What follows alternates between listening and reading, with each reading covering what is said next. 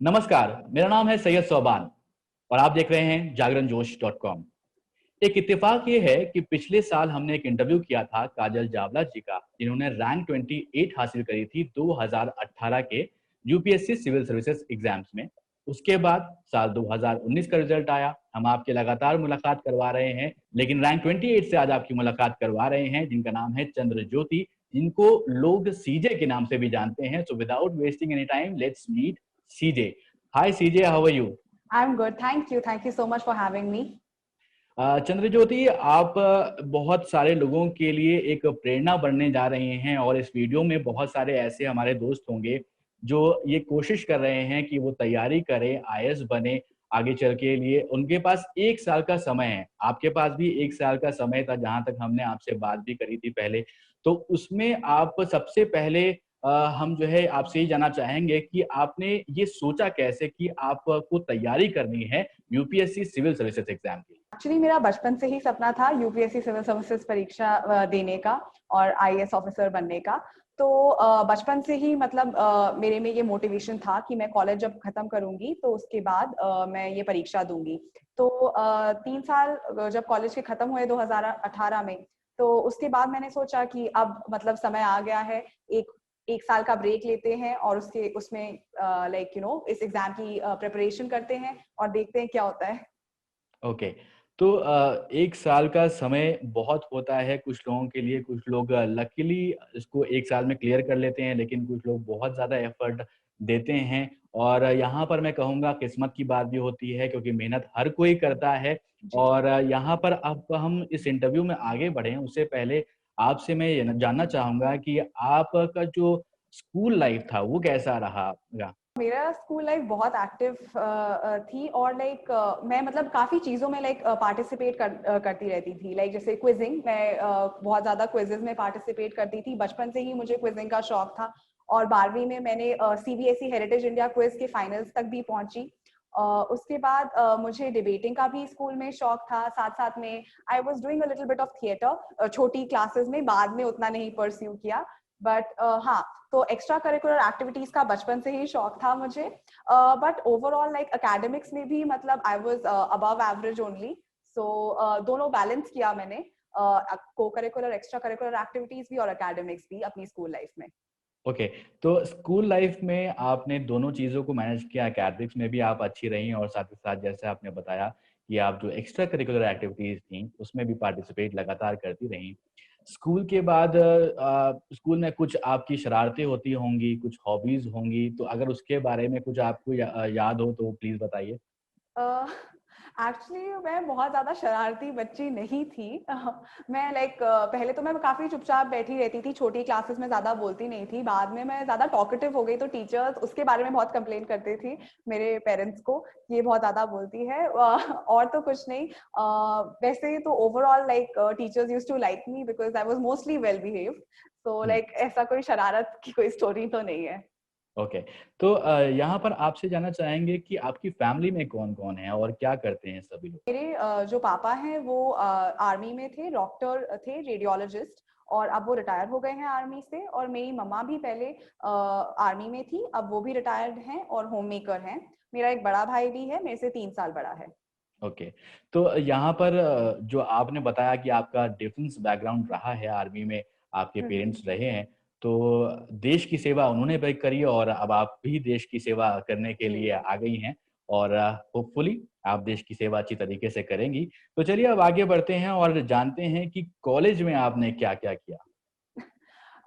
College में भी काफ़ी मैंने मतलब फन मस्ती की और एकेडमिक्स एज़ यूजुअल बैलेंस किया। कॉलेज में मैंने बहुत सारे क्विज़ेज़ में पार्ट लिया, not just college level quizzes, open quizzes में भी पार्ट लिया।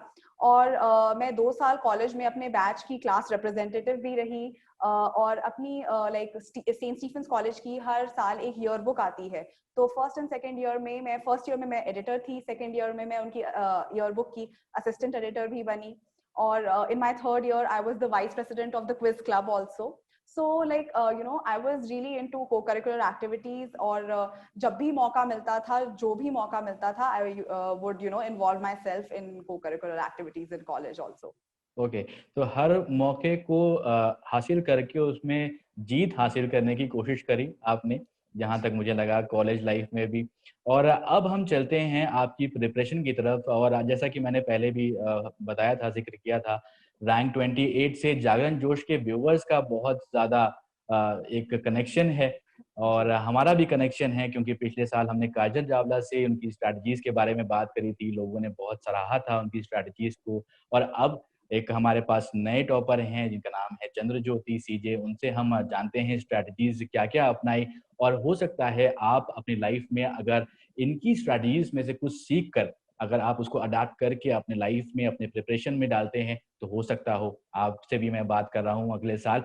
तो चलिए सबसे पहले शुरू करते हैं प्रीलिम्स के साथ। तो सीजे, आप मुझे बताएँ कि प्रीलिम्स के लिए आपकी स्ट्रैटेजी क्या थी और कब से आपने इसकी शुरुआत करनी शुरू करी? पहले तो जब मैंने अपना 1 साल का प्रेपरेटरी ईयर लिया था, तो मैं पहले तो इंटीग्रेटेड प्रिपरेशन कर रही थी, प्रीलिम्स और मेंस की एक साथ।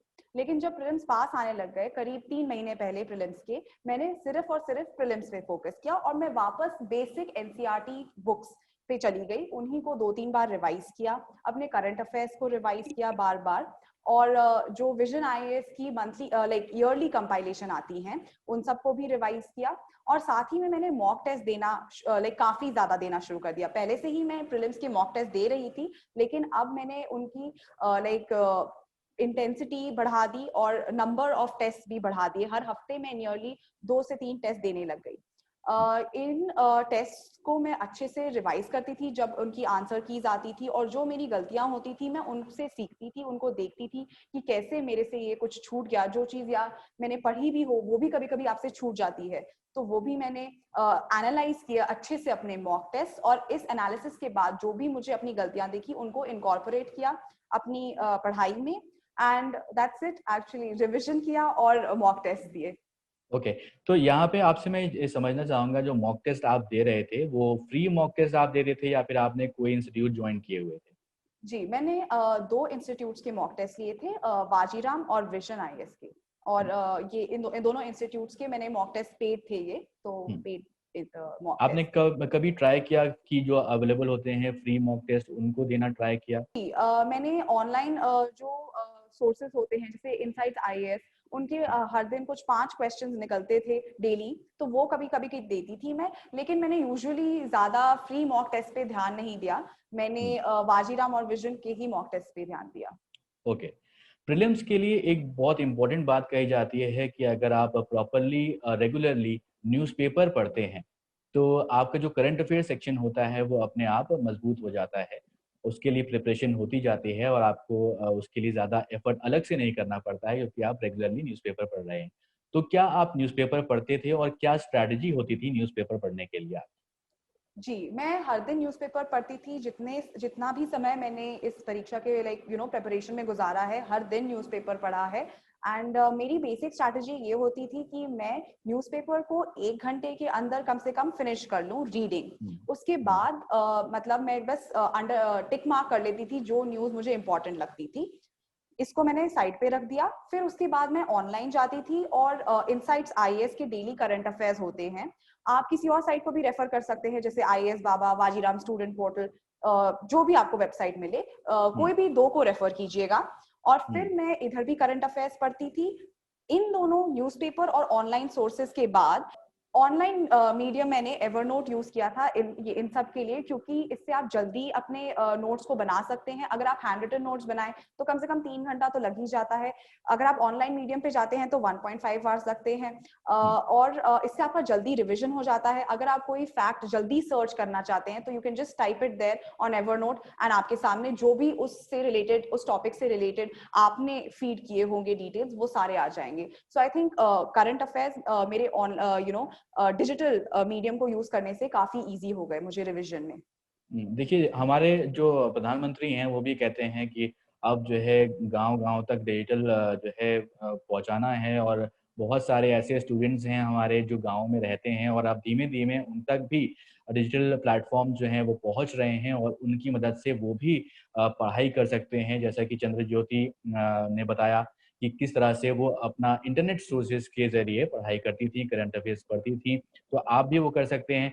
और हम बहुत ज़्यादा अब सीरियस बात कर चुके हैं प्रीलिम्स के बारे में, तो थोड़ी-सी अब हम बात करते हैं आपकी लाइफ़ के बारे में। तो क्या ऐसा बहुत सारे लोग कहते हैं कि जब आप प्रिपरेशन कर रहे होते हैं तो आपको सब कुछ छोड़ के अलग रखना पड़ता है। तो क्या आपने भी सब कुछ अलग कर दिया था, फ़ोन स्विच ऑफ कर दिया और अपना सोशल प्लेटफ़ॉर्म, सोशल मीडिया के जितने भी प्लेटफ़ॉर्म्स होते हैं, उन सबको छोड़ दिया था आपने? मैंने फ़ोन को बिल्कुल तो नहीं छोड़ा था। सोशल मीडिया से मैं ज़रूर दूर रही, जैसे फ़ेसबुक, इंस्टाग्राम, ट्विटर, इन सब से मैं दूर रही। लेकिन रियल लाइफ़ में मैं अपने दोस्तों से मिलना पसंद करती थी। अपने मेरे पेरेंट्स भी, मेरी मम्मी भी मुझसे मिलने आती थी दिल्ली नियरली एवरी मंथ, और मैं अपने दोस्तों से भी नियरली एवरी 2 मंथ्स मिल ही लेती थी। सो हुँ। लाइक आई थिंक बिल्कुल दूर नहीं रहना चाहिए सोसाइटी से भी, because at the end of the day अगर आप ज़्यादा ही आइसोलेट हो जाएँ, तो it can have an effect on your mental health also. So आप बैलेंस करके रखिए, जो आपको ठीक लगे। जब आपकी पढ़ाई खत्म हो जाए, then you should meet your friends, then you should meet your family and have fun. लेकिन किसी भी चीज में आप ओवरबोर्ड ना जाए, बैलेंस करके रखिए, पढ़ाई को भी और दोस्तों को भी और फैमिली को भी।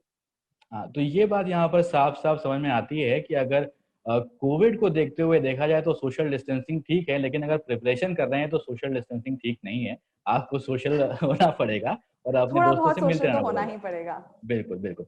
ठीक है, चलिए अब आगे बढ़ते हैं। हम बात करते हैं अब इसके प्रीलिम्स के लिए आपने जो बुक्स प्रेफ़र करी होंगी, तो वो कौन-सी बुक्स थी जो आपने अलग-अलग सब्जेक्ट्स के लिए प्रेफ़र करी? हिस्ट्री को देखें तो मैंने हिस्ट्री के लिए ओल्ड एनसीईआरटीज़ पढ़ी थी। पॉलिटी के लिए सिर्फ और सिर्फ लक्ष्मीकांत पढ़ ज्योग्राफी के लिए मैंने एनसीईआरटीज़ पढ़ी, जो करंट एनसीईआरटीज़ लगी हुई हैं 11th एंड 12th की। हुँ, उसके बाद अगर आप साइंस को देखते हैं, तो क्योंकि मैं ह्यूमैनिटी स्टूडेंट थी, तो मैंने अपनी 6th टू 10th एनसीईआरटीज़ अच्छे से ब्रश अप की। शायद जो ह्यूमैनिटी स्टूडेंट्स ना हो, उन्हें हुँ, ये सब किताबें 6th टू 10th एनसीईआरटी पढ़ने की ना ज़रूरत पड़े। हुँ, लेकिन फिर भी मैंने अपने लिए साइंस का रिवीजन किया।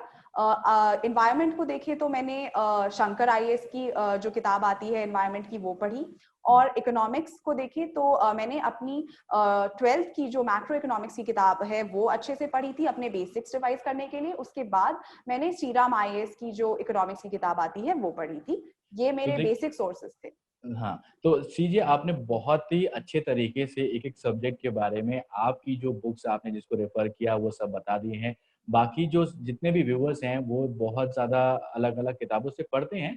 तो ये एक सजेशन है सीजे की तरफ से, ज़रूरी नहीं है कि आप इन्हीं को ही फ़ॉलो करें। अगर आपको अच्छा लगता है आप एक बार देख सकते हैं और उनको फ़ॉलो कर सकते हैं। ये स्ट्रैटेजी सीजे की थी, इसलिए ज़रूरी नहीं है कि आप भी इसी को फ़ॉलो करें। बस एक आपके हेल्प के लिए है कि जिस तरह से स्ट्रैटेजी अपनाई है सीजे ने, आप भी उसे अपना सकते हैं। अब हम आगे बढ़ते हैं, प्री में क्वालीफाई कर लिया चंद्रज्योति ने, उसके बाद अब मेंस की तैयारी की शुरुआत होनी है, जी। ऑप्शनल सब्जेक्ट को चूज़ करना है, तो उसके बारे में आप हमें बताइए कि किस तरह से आपने प्रिपरेशन करी और ऑप्शनल सब्जेक्ट क्या था आपका? जी, मेरा ऑप्शनल सब्जेक्ट भी हिस्ट्री ही था, जो मेरा ग्रेजुएशन सब्जेक्ट था। क्योंकि मैं काफ़ी पहले से जानती थी कि मुझे सिविल सर्विसेज़ की परीक्षा देनी है। तो हुँ, और मुझे हिस्ट्री पहले से ही पसंद था, तो मैंने ग्रेजुएशन में भी हिस्ट्री ही लिया और अपना ऑप्शनल सब्जेक्ट भी इवेंचुअली हिस्ट्री ही लिया। ऑप्शनल सब्जेक्ट जब आप चूज़ कर रहे हैं, तो कीप इन माइंड कि ये सब्जेक्ट आपको अच्छा लगता है, आप इसे मतलब घंटों तक पढ़ सकते हैं बिना बोर हुए, और आपको ग्रास्प भी ईज़िली होता है। ये मत चूज की कोई सब्जेक्ट मतलब इसीलिए मत चूज कीजिए कि वो स्कोरिंग है, because what may be scoring for some people might not be scoring for you. Hmm. So मैंने हिस्ट्री चूज किया और वो मेरे लिए काफी अच्छा रहा। तो ये ज़रूरी है कि आप अपने इंटरेस्ट के हिसाब से अपने सब्जेक्ट को, ऑप्शनल सब्जेक्ट को चूज़ करें। जैसा कि अभी सीजे ने बताया उनके ग्रेजुएशन में उनके पास हिस्ट्री था, इसलिए उन्होंने हिस्ट्री चूज़ किया क्योंकि उनका इंटरेस्ट था हिस्ट्री में। और अगर आपका जिस भी सब्जेक्ट में इंटरेस्ट है, आप उसके हिसाब से चूज़ करिए। सिर्फ़ इस तरफ मत जाइए कि वो ज़्यादा स्कोरिंग सब्जेक्ट होता है और आप उसको चूज़ कर लें और बाद में आपको उसमें प्रॉब्लम्स होना हो तो जी। उसको आप ना चूज़ करें। तो यहाँ पर सीजे अब आपसे जानना चाहेंगे कि आपका एक डे रूटीन क्या रहता था जब आप मेंस के लिए प्रिपरेशन कर रहे थे? तो आप सुबह से लेकर के शाम तक किस तरह से पढ़ाई करते थे? कितनी देर पढ़ाई करते थे? पूरा एक अगर आप टाइम टेबल बता पाएँ, तो वो ज़्यादा जी। हेल्पफुल होगा। जी, तो जब मेरा प्रीलिम्स खत्म हुआ, पहले तो मैंने 1 हफ्ते का ब्रेक लिया, उसके बाद से मतलब अपना टाइम टेबल बना के पढ़ाई शुरू की। तो मैं हर सुबह नियरली 7 बजे उठ जाती थी, उसके बाद ब्रेकफ़ास्ट और वो सब करने के बाद अपना पढ़ाई शुरू कर देती थी। Nearly like about 8:30 onwards, and that would go on till lunch. फिर मैं हुँ, अपना लंच खाती थी, उसके बाद दोपहर को 1 घंटा नैप ले लिया, उसके बाद दोबारा पढ़ाई शुरू। इवनिंग में मैं थोड़ा ब्रेक लेती थी अराउंड 5:30, थोड़ा कॉफी पी लिया, थोड़ा रिलैक्स कर लिया। उसके बाद दोबारा डिनर तक पढ़ाई, और डिनर के बाद मैं अपना न्यूज़पेपर, करंट अफेयर्स वो सब देखती थी, और थोड़ा बहुत आंसर राइटिंग प्रैक्टिस। तो ये मेरी जो बेसिक टाइम टेबल था, this I followed basically for Monday to Friday. उसके बाद सैटरडे संडे को यूजुअली मैं टेस्ट सीरीज जाती थी, अपने टेस्ट लेती थी, और सैटरडे संडे को मैं अपने सिर्फ और सिर्फ टेस्ट पे फोकस करती थी। ओके, तो ये आपका एक रूटीन रहता था आपकी मेन सी स्ट्रेटजी के लिए। यहाँ जी पर एक इम्पॉर्टेंट चीज़ आती है आंसर राइटिंग। बहुत सारे ऐसे हमारे व्यूअर्स हैं जो मेंस को क्वालिफाई नहीं कर पाते हैं क्योंकि उनकी आंसर राइटिंग में मार्क्स अच्छे नहीं आ पाते हैं। आपकी क्या स्ट्रैटेजी थी आंसर राइटिंग के लिए? तो जब मैंने एक बार अपना बेसिक सिलेबस कर लिया था, तो मैं अपने लिए आंसर राइटिंग अपने आप घर पे बैठकर आंसर राइटिंग प्रैक्टिस मैंने शुरू कर दी थी। हुँ, लेकिन जब after my prelims I focused on taking mains test series. Um, so mains test series मैंने अपने जीएस सब्जेक्ट्स के लिए 2 इंस्टीट्यूट से ली थी। ऐसे टेस्ट सीरीज मैंने जैसे 3 इंस्टीट्यूट से ली, और even for optional I took 2 test series. So um, test series, as you can see, it's very very important. और हुँ, सिर्फ टेस्ट सीरीज लेना ही इंपॉर्टेंट नहीं है, जो टीचर्स कमेंट्स देते हैं, do go through those comments, और हुँ, उन कमेंट्स को try to improve upon yourself. उनसे सीखिए जो टीचर्स हुँ। ने आपको कमेंट दिए हैं, और फिर अपने नेक्स्ट टेस्ट में उन कमेंट्स से जो आपने सीखा है उससे इम्प्लीमेंट करने की कोशिश कीजिए। यहाँ पर हमने बात करी है कि किस तरह से आप अपने आंसर राइटिंग को इम्प्रूव कर सकते हैं।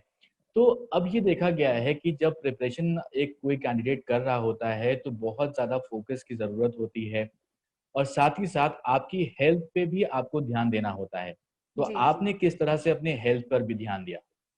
जी। तो मैं पहले तो I used to eat a balance diet, fruits भी खाती थी, सब्जियां खाती थी, और एवरी डे मैं कॉफी भी पीती थी, बिकॉज जगना भी होता है सुबह, so coffee is really important for मी।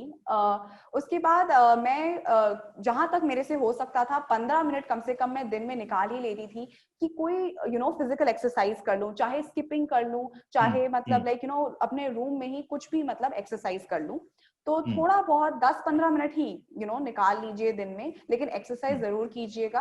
कभी कभी मैं भूल भी जाती थी, लेकिन फिर भी like eight the end of the day कुछ मतलब 15 मिनट जरूर निकालिएगा एक्सरसाइज के लिए। देखिए बहुत ज़रूरी है, आप फिट रहेंगे, आपका दिमाग जो है फिट रहेगा, तभी या आप पढ़ाई कर सकते हैं और हेल्दी आपको mind resides in a healthy body. बिल्कुल, सही बात, बिल्कुल सही बात। तो देखिए यहाँ पर ज़रूरी है कि आप अपनी बॉडी पर भी ध्यान दें, आप पढ़ाई पर तो ध्यान दे ही रहे हैं, तो अपने बॉडी पर भी ध्यान दें और अपने हेल्थ को भी प्रॉपर तरीके से प्रॉपर डाइट लेकर उसके बाद प्रिपरेशन साथ-साथ करते रहें। तो यहाँ पर आप मुझे बताइए सीजे कि क्या आप स्पोर्ट्स भी कुछ पसंद करती हैं या फिर और क्या हॉबीज़ हैं, आप क्या करना पसंद करती हैं?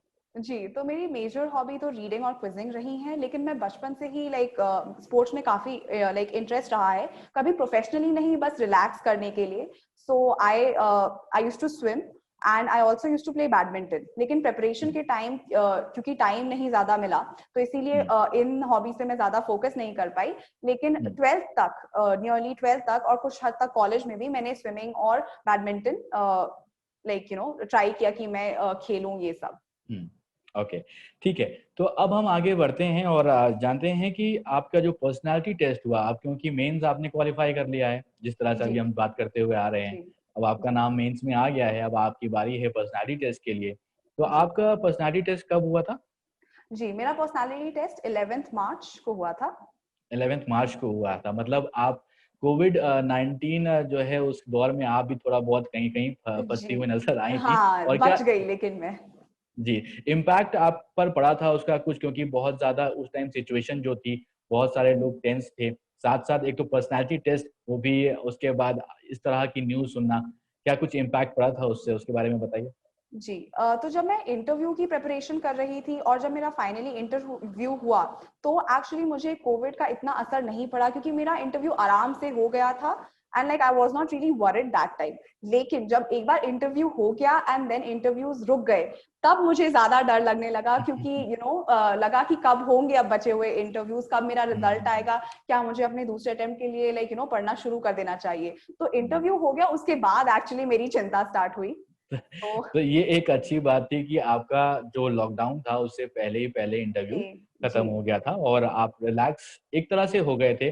लेकिन बहुत सारे ऐसे कैंडिडेट्स भी थे जिनका जी बाद में इंटरव्यू शेड्यूल किया गया था, उनका जो इंटरव्यू था उसको पोस्टपोन किया गया था क्योंकि लॉकडाउन लग चुका था। तो आपसे हम जानना चाहेंगे कि पर्सनैलिटी टेस्ट के लिए आपने क्या प्रिपरेशन करी थी? और अगर आप उसको पिक्चराइज़ करके बता सकें कि जब आप पर्सनैलिटी टेस्ट के लिए इंटरव्यू देने के लिए जा रही थीं, तो क्या-क्या मन में सवाल थे? आप क्या-क्या सोच के जा रही थीं? सब पूरी बात बताएँ प्लीज़। जी। तो जब मैंने अपने इंटरव्यू की प्रिपरेशन स्टार्ट की, तब मैंने बेसिकली 3 चीज़ों पे फ़ोकस रखा।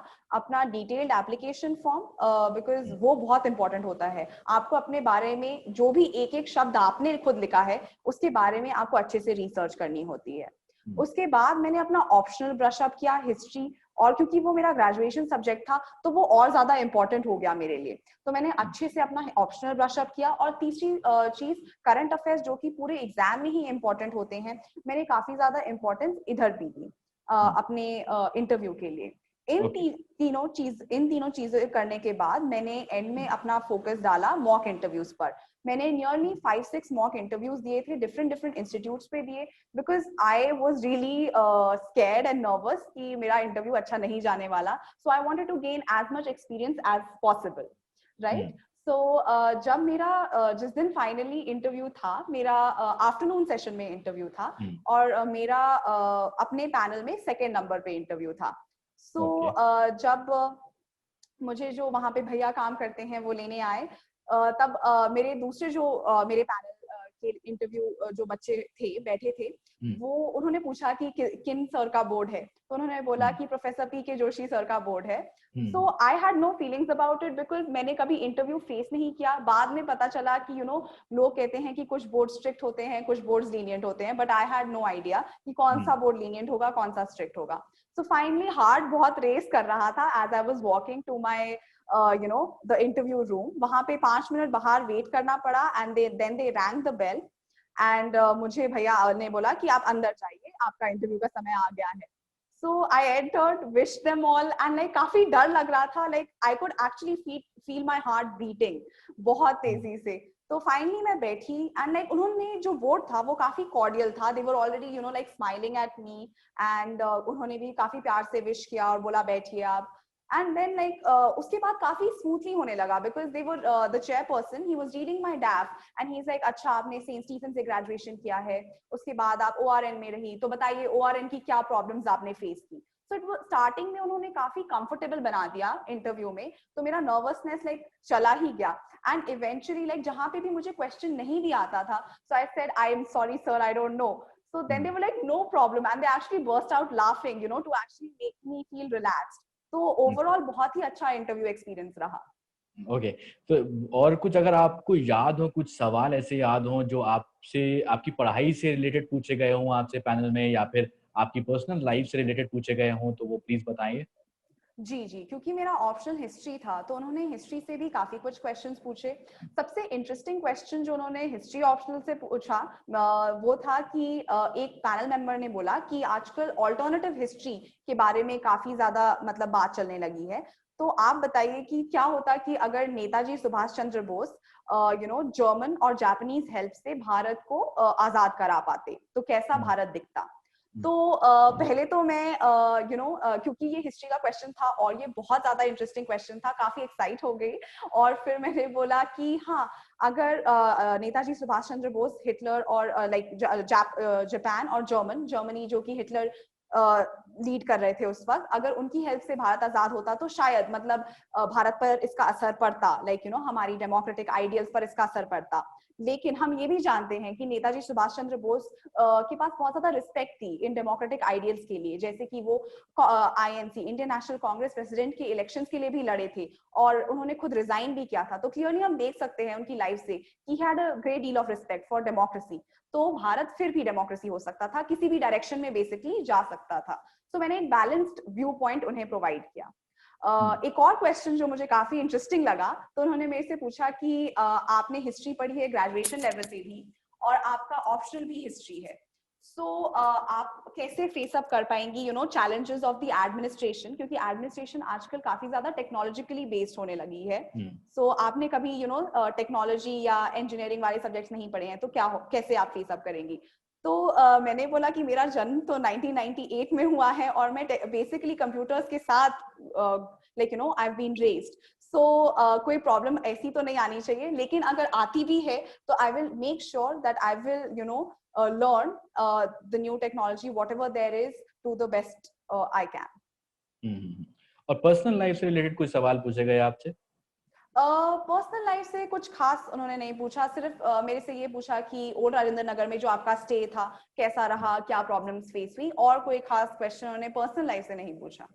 ओके, तो ये आपका इंटरव्यू ऑल इन ऑल अगर हम देखें तो जिस तरह से आपने बताया कि पैनल ने आपको भी काम करने की कोशिश करी, उसके बाद वो हंसी मजाक भी कर रहे थे आपसे, तो जी, जी, डरने की बात नहीं है। अगर आप पर्सनालिटी टेस्ट तक पहुंचते हैं, आपके अंदर कॉन्फिडेंस होना चाहिए। जी, जो आप डिटेल्ड एप्लीकेशन फॉर्म भरते हैं उसमें आप क्या चीजें भर रहे हैं, सभी एक एक वर्ड के ऊपर आपका ध्यान होना चाहिए। आपका जो ऑप्शनल सब्जेक्ट है वो क्या है, उस पर आपको पकड़ होनी चाहिए। जैसा कि सीजे ने भी हमें बताया कि हिस्ट्री से उनसे सवाल पूछे गए और उन्होंने काफ़ी इंटरेस्टिंग तरीके से बताया भी हमें। और होपफुली कि आप जितने लोग यहाँ पर देख रहे हैं सीजे को, उनके इस जवाब से आपको हेल्प ज़रूर मिली होगी। तो यहाँ पर हम अब सम अप करते हैं इस वीडियो को और आपसे ये जानना चाहेंगे कि अगर किसी को 1 साल में प्रिपरेशन करनी है, तो कौन-सी जो मोस्ट इम्पोर्टेंट बातें हैं जो आपने भी अपने एक्सपीरियंस से ध्यान रखनी चाहिए? अगर आप वो बता सकें हमारे व्यूअर्स को जो अब आगे आने वाले 1 साल के बाद अब एग्ज़ाम देंगे, प्रीलिम्स देंगे, तो उनको क्या दिमाग में रखना चाहिए और अपनी प्रिपरेशन को शुरू करना चाहिए? जी, तो मैं सबसे पहले तो ये कहूंगी कि अपना सिलेबस जो है, यूपीएससी का सिलेबस जो है, उसका प्रिंट आउट निकाल लीजिए और अपने सामने रखिए उस प्रिंट आउट को, ठीक है? और जो भी सिलेबस में दिया है एक एक चीज को पढ़िए, सिलेबस से बाहर मत जाइए, जो सिलेबस में दिया है एग्जैक्टली उसे पढ़िए और आपका सिलेबस जरूर खत्म हो जाएगा। पहले 6-7 महीनों में तो जरूर आपका सिलेबस खत्म हो जाएगा। उन 6 महीनों में जब आपका सिलेबस खत्म हो जाता है, उसके बाद revise revise and revise, because after all human mind है और अगर आप रिवाइज नहीं करेंगे तो भूल ही जाओगे आप। So revision is very important. Secondly मैं ये भी कहना चाहूंगी कि जो भी आप एग्जाम देने जा रहे हैं, प्रीलिम्स देने जा रहे हैं, मेंस देने जा रहे हैं, इंटरव्यू देने जा रहे हैं, सबके लिए जरूर मॉक टेस्ट लीजिए, क्योंकि जब तक आप अपने को stressful situation, exam like situation में टेस्ट नहीं करेंगे, you will not know what how your performance will be, right? So you have to test yourself, mock test लीजिए, मॉक टेस्ट से सीखिए भी कि यू नो आपने क्या गलतियां की है, उन गलतियों को से आप बेटर बन सकते हैं एंड इम्प्लीमेंट कीजिए जो लर्निंग्स आपने ली हैं अपने मॉक टेस्ट से।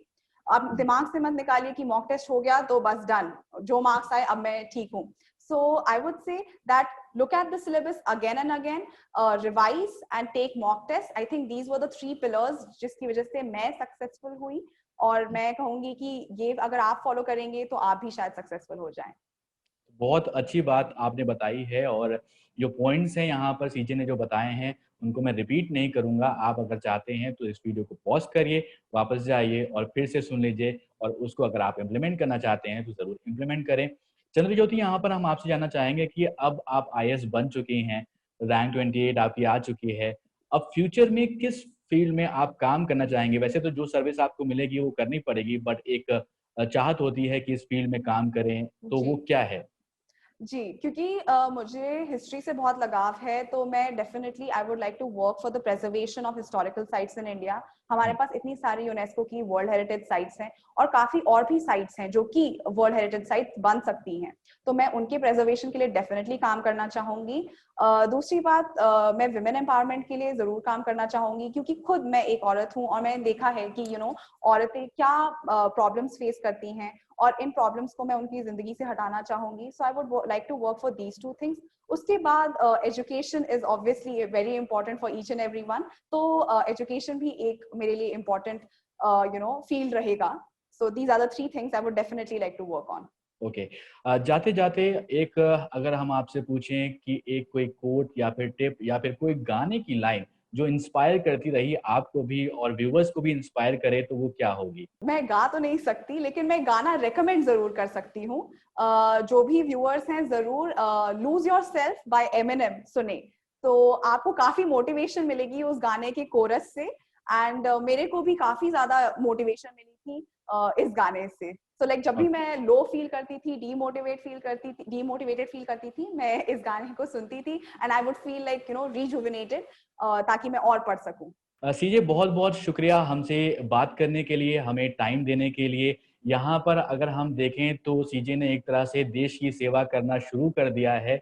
आईएएस वो बन चुकी हैं। आप सभी व्यूवर्स की हेल्प करने के लिए वो यहाँ पर उन्होंने टाइम दिया, हमसे मुलाकात करी, हमसे बात करी और आपको बहुत ज़्यादा इम्पोर्टेंट जो टिप्स हैं वो सभी आपको बताई। बहुत बहुत शुक्रिया हमसे बात करने के लिए। Thank you so much. तो थैंक अगर यू सो आपको ये वीडियो पसंद आया हो दोस्तों, तो इस वीडियो को ज़रूर लाइक करें, शेयर करें अपने दोस्तों के साथ और यूं ही देखते रहें जागरण जोश .com।